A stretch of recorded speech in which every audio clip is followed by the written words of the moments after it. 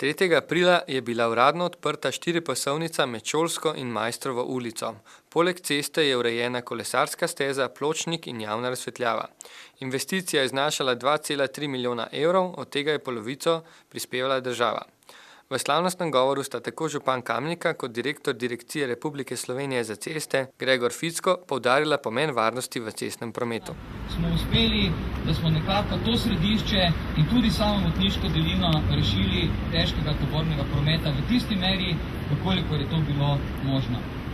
Mimoidoče smo vprašali, kako bo cesta vplivala na promet. Razmere ceste so res grozne. Mislim, da bo to zelo pripomoglo k temu, da bo vse malo korak naprej. Čim več cest, je to dobro za nas ali slabo? Slabo, ker te lahko avto povozi, če ne gledaš levo in desno.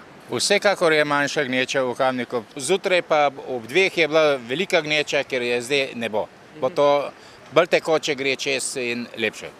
Župana smo vprašali o odprtju Šutne in načrtovanem reševanju problematike gostega prometa v Kamniku. Šutna je bila za časa gradnje te širitve, te obvoznice začasno odprta. Sicer pa mislimo, da mora Šutna dobiti novo vsebino in biti zaprta predvsem v tistem času, ko seveda ni dostave. Mislim, da je z vsebinskimi dopolnitvami to Šutno še potrebno oplemenititi. Mogoče še občane Kamnika bo zanimalo, kakšne načrte imate za promet v prihodnosti? Mislim, da bo pa to stvar ob obravnavi občinskega prostorskega načrta, ki ga računam moramo v mesecu aprilu oddati v mnenja stališča na Ministrstvu za okolje in prostor.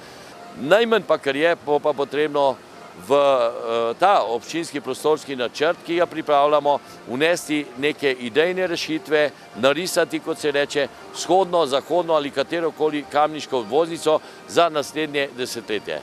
Prispevek smo snemali v času petkove prometne konice. Promet je bil tekoč. Bo odprte 4 pasovnice oživilo staro mestno jedro?